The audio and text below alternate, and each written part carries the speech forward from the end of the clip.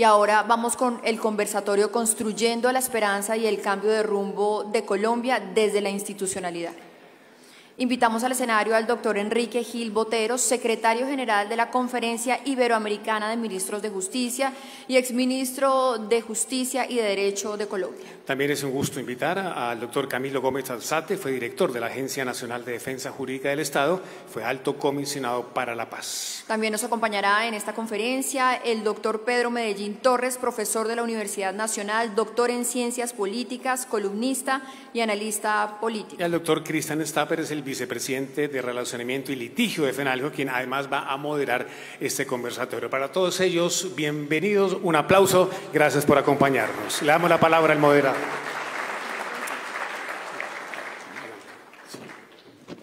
Muy buenas tardes a todos, precedidos de una cátedra magistral, nunca mejor dicho, del profesor Gaona. El día de hoy nos ha congregado una discusión sobre dos temas básicamente, no sé si ustedes están de acuerdo. La primera de ellas es la batalla cultural a través de la cual se hace evidente que hay quienes quisieran que la historia cambiara para dominar el futuro, como lo dijo el profesor Gaona, pero también que perdiéramos la esperanza, que perdiéramos la unidad de colombianos y que también perdiéramos la alegría. Pero además de esa batalla cultural hay un trasfondo que es determinante, que es una gran batalla jurídica. Y esa gran batalla jurídica parte de la base, últimamente, de una discusión en la que se culpa la Constitución de los males de Colombia, de los fracasos del gobierno, y se empieza a hacer llamados o referencias a un bloqueo institucional supuesto, cuya única solución para algunos es una constituyente que, como es sabido, puede ser de los temas más peligrosos para el país. Y se hace referencia sin ningún temor a autores como el señor Negri, que en un tratado magistrado sobre el poder constituyente no duda en decir que la representación no es democrática y que lo democrático es la multitud, es decir, las personas que se manifiestan en las calles. Y con eso, por supuesto, se acaba con la democracia. FENALCO tiene una posición muy firme, muy sólida y coherente en estos 80 años, y es que tiene fundamento en tres preceptos que son jurídicos, pero además que son, doctor Camilo, elementales para todos los colombianos. El primero, el Estado de Derecho, el concepto de Estado de Derecho, la institucionalidad, la división de poderes. En segundo lugar, el derecho de propiedad, que está garantizado constitucionalmente. Y por último, y no menos importante, la libertad de empresa. Hoy nos encontramos reunidos con tres grandes pensadores colombianos, yo no dudo en decirlo, desde el punto de vista jurídico por una parte y desde el punto de vista económico, filosófico, político por otra parte. Nos acompaña el doctor Enrique Gil Botero, que está en su casa, además, Medellín, que fuera consejero de Estado, presidente del Consejo de Estado, ministro de Justicia y que hoy es secretario general de la Conferencia Iberoamericana de Ministros.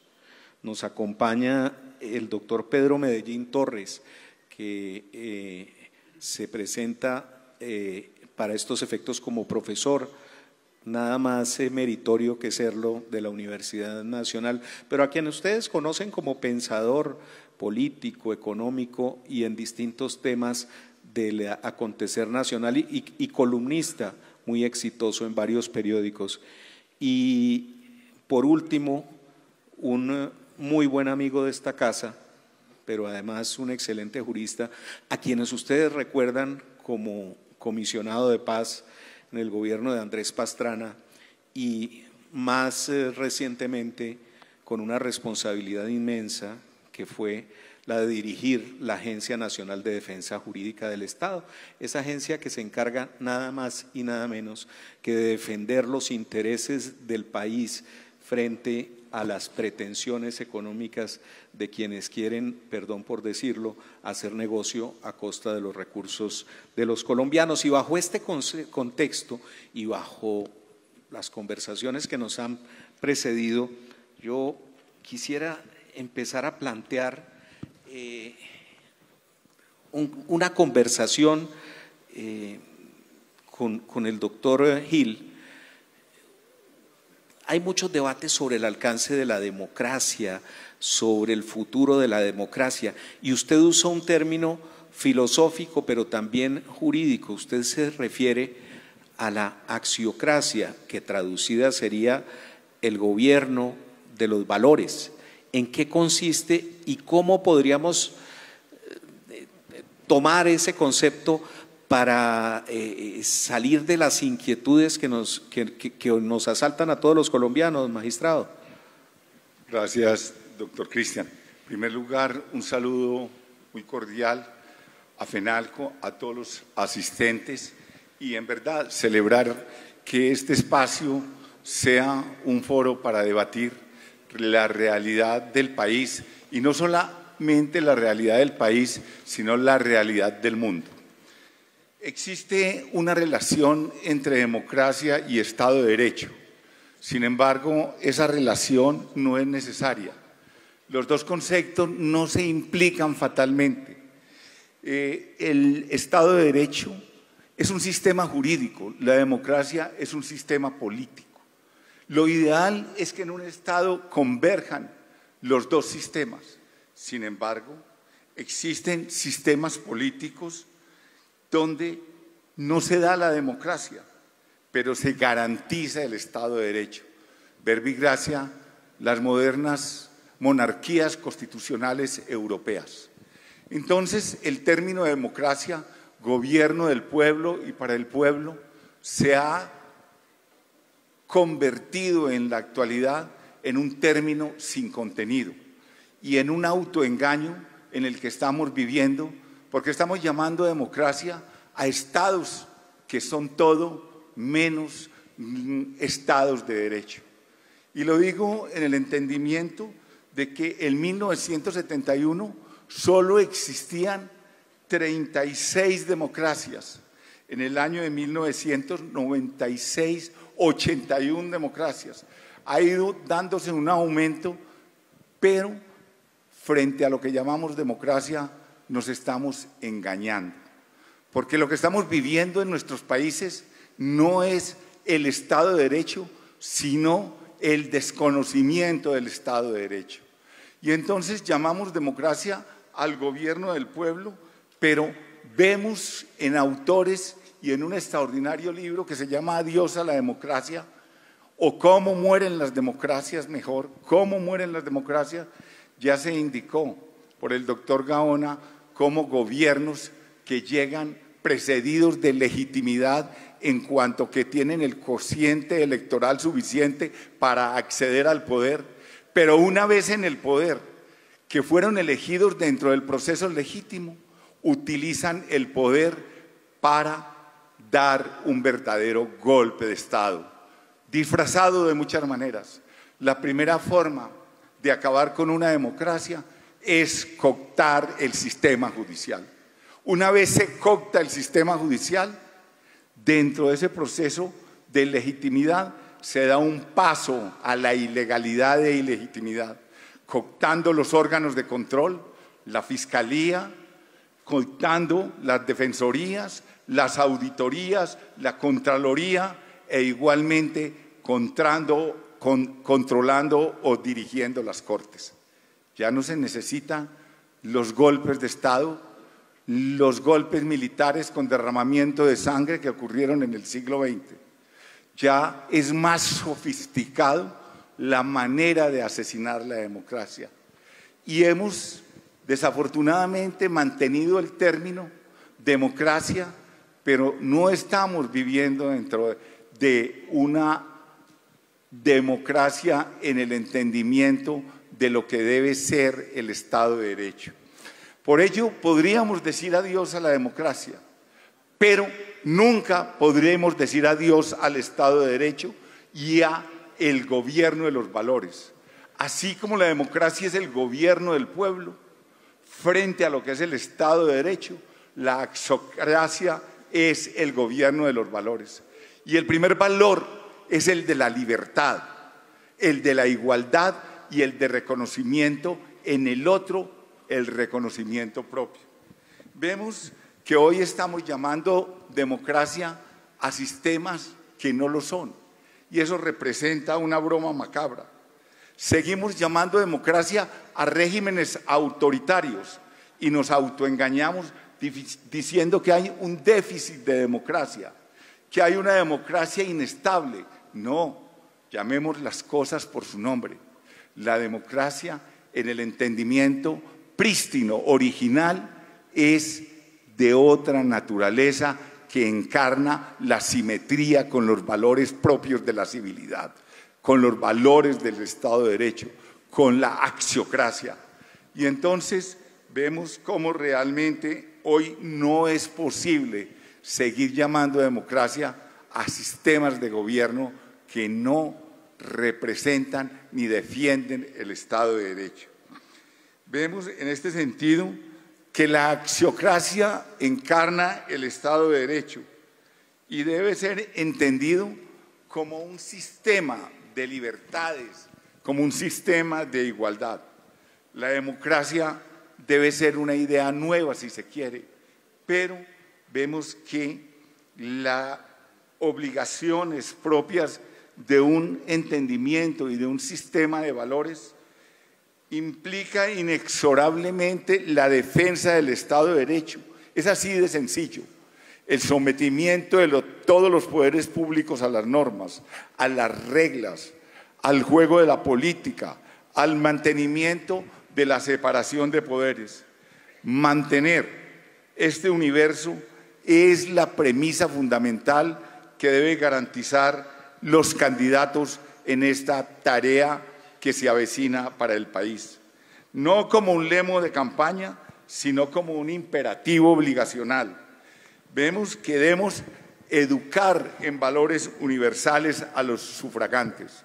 El educar debe ser un agente de la razón. Nos está pasando lo de la fábula de Esopo, lo de la rana y el escorpión. Nosotros somos las ranas que estamos ayudando en este proceso electoral a pasar el escorpión que nos mata en la mitad del río porque su naturaleza iba a ser siempre mala. O sea, nosotros con nuestra mala decisión en la elección y en la votación estamos contribuyendo a nuestro propio destino y a matar la democracia o a matar el Estado de Derecho. Por eso la responsabilidad es ética, es política de cada persona frente a su voto. Si damos nuestro voto a alguien, tenemos que saber cuál es su naturaleza, cuál es su trayectoria, cuál es su vida, quiénes son sus acompañantes.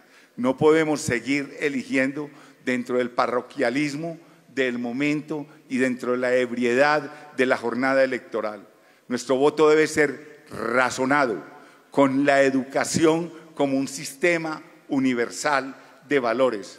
Debemos darle paso a la axiología y a la construcción de los valores del Estado de Derecho antes que llenar de contenido la voz democracia, porque realmente lo que interesa es la esencia y el Estado de Derecho, que no necesariamente tiene que coincidir con lo que es la democracia, porque vuelvo y lo repito, hay sistemas donde se defiende el Estado de Derecho que no corresponden a democracia, como las monarquías constitucionales, donde en verdad se vive bien y se respeta la civilidad, la libertad y la igualdad. Gracias, magistrado.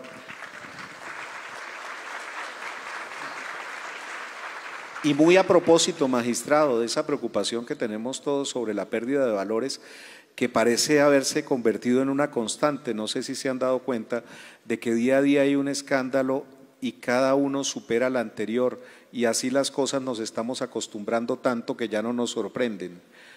Y eso no tiene otra explicación que la pérdida lenta y sucesiva de los valores. Y el profesor Medellín ha sido claro en eso. En una reciente columna suya, profesor Medellín, referida o que empezaba con una alegoría al buen y al mal gobierno, que es un tríptico de un pintor, Lorenzetti. Usted hacía referencia a esos valores que incluso resaltaba Cicerón. ¿Cuáles cree que son esos valores importantes que está necesitando el país hoy para no tener necesariamente que identificar a una persona, sino a las personas que cumplan con esos valores, con esos principios de axiocracia en términos del profesor Gil? Gracias, Cristian, y muchas gracias a FENALCO por la invitación, a Jaime Alberto y a todos, y saludo a mis compañeros de panel. Yo quisiera establecer una conversación a propósito de la pregunta con lo que planteó Gaona y con lo que plantea el doctor Gil. Yo creo que hay una cosa que es maravillosa que estamos viviendo, y es que estamos viviendo el cambio de una democracia electoral, es decir, que nosotros creíamos que teníamos una democracia porque había elecciones, y estamos empezando a entender que tenemos democracias porque hay ciudadanos. Y estamos discutiendo y estamos debatiendo y son argumentos. Y viene el concepto de axiocracia, etcétera. Y miles de colombianos se preocupan y hacen seguimiento de un debate entre el ministro de Justicia y un profesor sobre el problema del constitucionalismo. Lo que estamos viviendo es una transición muy, muy importante. Yo quería, a propósito del par entre Estado de Derecho y democracia, contarle, doctor Gil, tuve un debate con una alta funcionaria del gobierno colombiano y fue un debate que terminó siendo un debate fuerte, y al final me di cuenta del problema. Ella, con respecto a mí, solo tenía derechos. Y yo, con respecto a ella, sentía que solo tenía deberes. El deber de escucharla, el deber de entenderla, el deber de respetar sus espacios, el deber de tratar de elaborar a partir de sus argumentos, pero ella solamente tenía derechos. Y al final le dije, nuestro problema no es que usted y yo seamos tan distintos, o políticamente, o étnicamente, no. Usted y yo somos distintos porque usted cree que ustedes solo son derechos y yo solo creo, con respecto a usted, que solo soy deberes. Y ahí tenemos un gran problema. La sociedad colombiana, para responder, perdió el equilibrio entre derechos y deberes. La Constitución del 91 hace referencia a 88 artículos con derechos y solamente hay uno con deberes, uno. ¿Qué pasa cuando una sociedad se desequilibra entre derechos y deberes? Pasan tres cositas. La primera, que la gente busca su máximo beneficio en cualquier cosa. Va a vender su carro y entonces pide lo divino y lo humano. Lo segundo que pasa es que deja de cumplir con los acuerdos, con las normas, no respeta las leyes. Y lo tercero es que lo privado está por encima de lo público. Y eso nos está matando. ¿Qué pasaría si nosotros nos planteamos el dejar el régimen de los derechos y comenzar a hablar el régimen de los deberes? ¿Por qué no recordamos los planteamientos de la Revolución Francesa que decían que a los individuos son los derechos los que lo vuelven persona, pero son los deberes lo que lo vuelven ciudadano? Los derechos están para protegernos del Estado, de los abusos del Estado, pero los deberes nuestros están para sostener las instituciones. Nuestro deber hoy es sostener las instituciones. Nuestra tarea hoy es estar peleando, y no solamente con la voz, hay que salir, hay que actuar, que es un poco el llamado al final que hace el doctor Gaona. No es una invocación solamente, es con la acción. Son las instituciones y nuestro deber como ciudadanos es ese. Si en ese proceso de querer reconstruir la esperanza y cambiar de rumbo, comenzamos a pensar que nuestro régimen no es un régimen de derechos, sino es un régimen esencialmente de deberes, el país cambiaría mucho y empezaría a cambiar mucho. Y cierro esta pregunta que hace Cristian con respecto al… En el cuadro hay una parte que es muy importante. En el cuadro dice Lorenzetti, cuando pinta el cuadro, dice: el cuadro del buen gobierno nunca puede estar el gobernante en el centro, porque el gobernante tiene que estar tan lejos como pueda del juez, de modo que no lo toque ni lo manche, de la justicia, que no la toque ni la manche, porque la justicia está guiada, inspirada por la sabiduría, de donde salen dos tenues cuerditas, una que es la que construye la convivencia, el poder hablar, vivir con otros, y la segunda el equitas, el ser tratado de manera igualitaria. De las dos cuerditas nace la paz, y ese es el mensaje fundamental.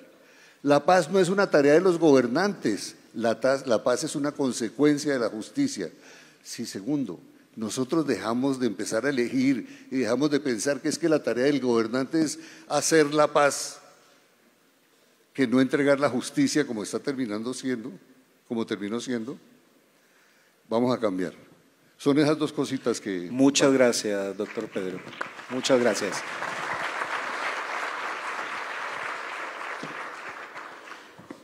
Bueno, y quizá lo que más nos preocupa en estos momentos a los abogados, pero a los colombianos en general, es que vemos cómo se van desmoronando ciertas instituciones. Hay un artículo en la Constitución que dice, palabras más, palabras menos, que en Colombia se garantiza la propiedad privada y los demás derechos adquiridos con arreglo a las leyes civiles, los cuales no pueden ser desconocidos ni vulnerados por leyes posteriores. Y eso probablemente está pasando, y en Medellín lo saben, en Antioquia lo saben, porque conocen lo que ha pasado con las áreas de protección para la producción de alimentos, con las reservas temporales ambientales. Doctor Camilo, usted que conoció tantas demandas contra el Estado colombiano, y no solo contra el Estado colombiano, sino tantos procesos ante los tribunales arbitrales de inversión internacionales, ¿qué opina de lo que está pasando con el gobierno y de esas vulneraciones que pueden considerarse expropiaciones indirectas? Gracias, doctor Cristian, gracias por la invitación, al doctor Jaime Alberto y a FENALCO lo mismo. Yo me bajo a un terreno más práctico que mis compañeros de foro para tocar una afectación directa a derechos como el de la propiedad privada, el de la libertad de empresa, que se han venido dando por un fenómeno que yo creo que a los empresarios les preocupa más que el fenómeno de la inseguridad física, que es la inseguridad jurídica. Este gobierno, para darles una pauta, produce en promedio, según el Consejo de Competitividad, 20 normas diarias que implican regulaciones en algún sector. El promedio de los gobiernos anteriores estaba entre 5 y 8 normas que regulaban algún aspecto. Y yo creo que eso nos pone en un ámbito de inseguridad jurídica generada por distintos aspectos. Hay un cambio inusual de las condiciones jurídicas para el desarrollo de la propiedad privada y de la libertad de empresa. Ese cambio inusual de condiciones jurídicas puede traer unas consecuencias enormemente graves para el mismo Estado, porque tiene que haber una responsabilidad de los funcionarios públicos en el cambio inusual de condiciones, muchas de ellas en contra del modelo constitucional. La Constitución del 91, un pacto originado de común acuerdo entre todos los colombianos en una constituyente legítima, definió que había un modelo donde la empresa privada y la propiedad privada juegan un papel fundamental. Este gobierno, por razones ideológicas, ahora que está tan de moda Stalin en los discursos, pues definió exactamente lo contrario y no se quedó, como mucha gente cree, es que el gobierno no hace nada. No, yo ahí tengo que hacer una corrección, es que el gobierno ha hecho mucho en temas que no tocan y sobre todo en temas de inseguridad jurídica, y me quiero concretar, por ejemplo, en el sector agrario, el sector rural, para no hablar del sector salud, etcétera, que ya sabemos que está destruido, pero en el sector rural se han producido 2 reformas a la Constitución, más de 10 leyes y un sinnúmero de decretos que regulan aspectos impresionantes. Las APAS, las ZAPAS, los TECAM, las entidades territoriales indígenas, los territorios ancestrales de las negritudes, los territorios ancestrales de los indígenas, las reservas campesinas, las reservas ambientales, la jurisdicción agraria, la reforma agraria. Es decir, tenemos un panorama para quien quiera hacer un proyecto desde el sector privado en un área rural casi imposible de hacer. Eso implica un cambio de condiciones jurídicas que no están los particulares obligados a sostener y que por lo tanto puede implicar una serie de responsabilidades jurídicas del Estado que pueden conllevar a una desbandada de procesos judiciales en contra del Estado. Hoy Colombia tiene en contra, según el último informe de hace 2 meses, 327.300 procesos judiciales por un valor de 687.9 billones de pesos, de los cuales resalto 59.9 billones en procesos arbitrales de casos de inversión y 5.5 billones en arbitraje nacional. Y mientras tanto, el Estado sigue produciendo normas que muchas veces violan esa legítima confianza del inversionista y muchas veces se están violando además los tratados de protección de inversiones frente a los inversionistas que intentan desarrollar proyectos en las zonas rurales. Entonces, el tema de la estabilidad jurídica acabó siendo en este gobierno un problema de marca mayor, con un ingrediente adicional, y es que para los abogados es una delicia ver al presidente Petro porque en cada locución se desboca en pruebas en contra del Estado. Yo no quiero ser el director de la Agencia de Defensa en el próximo gobierno, porque no va a haber tribunal en que la prueba del presidente Petro diciendo en su condición de funcionario público, jefe del Estado, hablando lo que habla en contra de personas en particular o de empresas privadas, etcétera, pues va a ser una prueba perfecta para que nos condenen, en lo nacional y en lo internacional, que son las condenas más cuantiosas. Ya hay antecedentes como el caso Glencore 1 contra Colombia o el caso de Telefónica contra Colombia, donde los tribunales internacionales hablan específicamente de la responsabilidad del Estado por cambio de condiciones jurídicas de manera inadecuada, imponiendo cargas que no tocan. Entonces, hay una preocupación válida y legítima de estabilidad jurídica y de problemática jurídica. Gracias, doctor Camilo. Mire, en esta sala mañana nos van a acompañar los presidentes de 5 cortes, 5 altas cortes.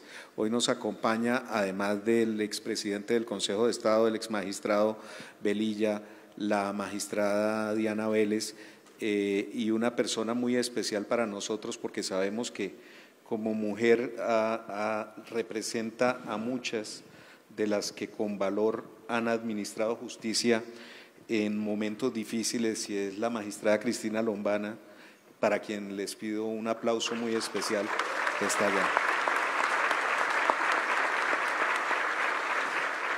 Y visto eso, y sabiendo que a los magistrados no les gustan los halagos, entendiendo eso, ¿cómo hacemos, apreciado expresidente del Consejo de Estado, para garantizar, asegurar que esa institución, la Corte Constitucional, el Consejo de Estado, la Corte Suprema de Justicia y las otras cortes mantengan su autonomía y su independencia frente a cualquier tentación de captura por parte del Ejecutivo?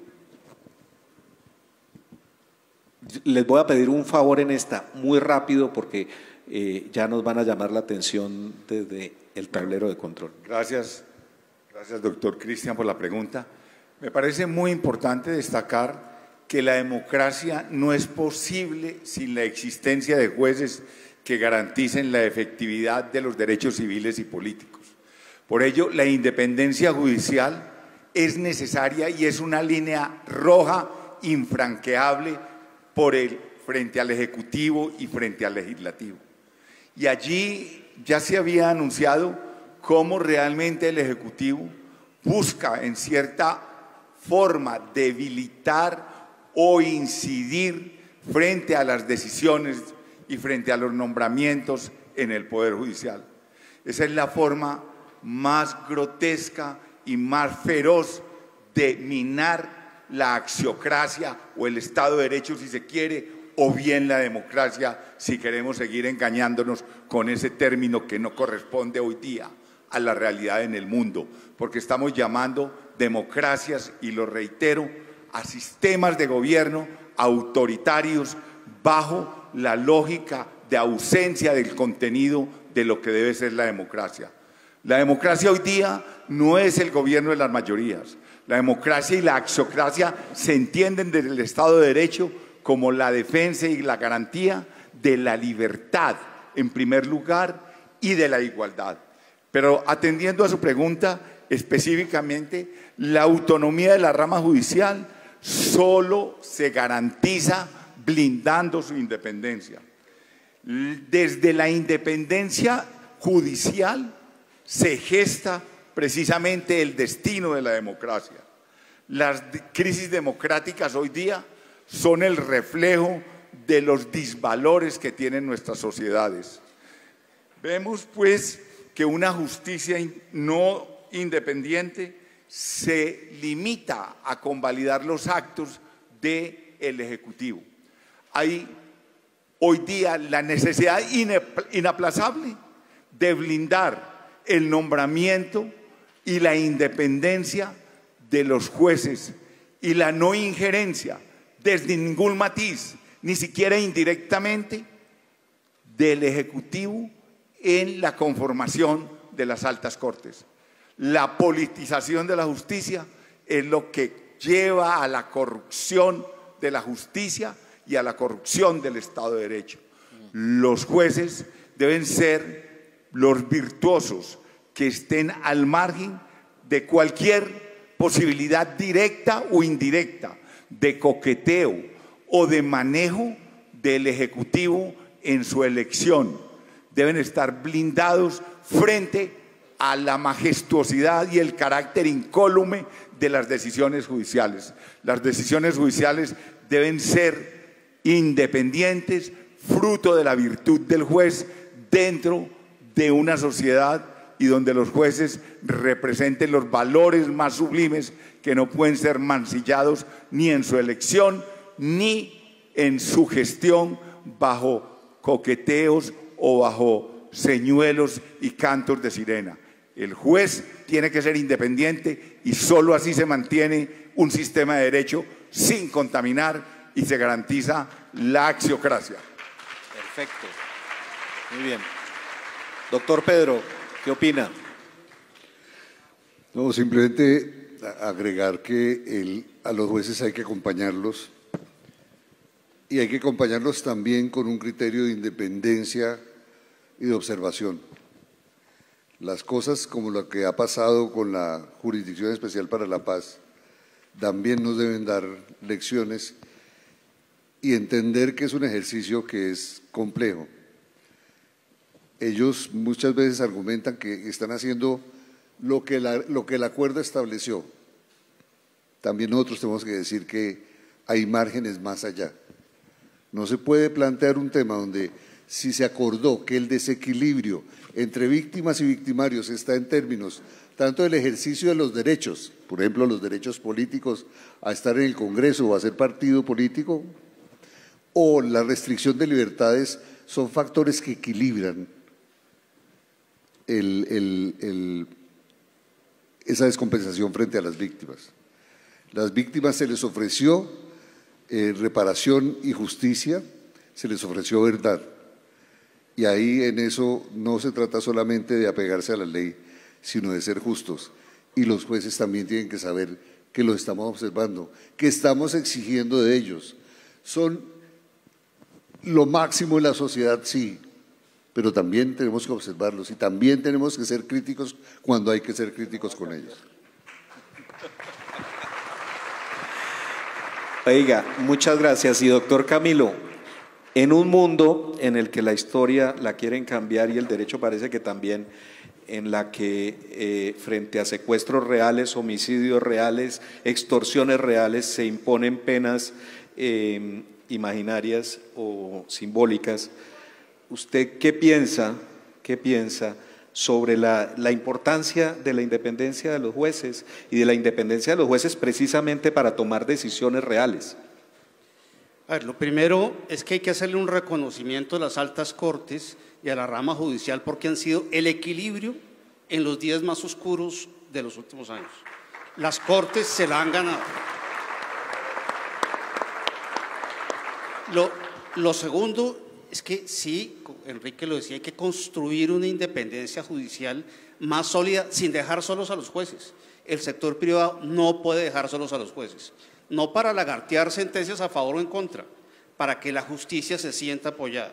Y lo tercero, tiene que haber un plan sólido que el nuevo presidente inicie. Hablaba el doctor Gaona de recordar la historia. En 1998, cuando estábamos en una crisis relativamente parecida, por muchísimos aspectos, aparece un factor que todos los ciudadanos lo ven más hacia el lado militar, pero en justicia fue importantísimo, que fue el Plan Colombia, con un componente de justicia elevadísimo, porque sin justicia no puede haber seguridad, sin justicia no puede haber tranquilidad, sin justicia no puede haber paz. Y el Plan Colombia tuvo un elemento muy elevado de participación en fortalecimiento de la rama judicial. Yo creo que hay que volver a eso, aunque la rama ha aguantado los embates duros y difíciles. Y ni hay que hablar de la sentencia de la JEP, que yo creo que nos vuelve a poner en la mira de la Corte Penal Internacional. Así es. Bueno, muchas gracias a todos. Como ustedes vieron, pues son unos invitados de lujo que le permiten a uno recuperar, queridos exmagistrado, doctor Pedro, doctor Camilo, la alegría y la esperanza, y sobre todo la esperanza de un futuro compartido como colombianos. Muchas gracias a todos.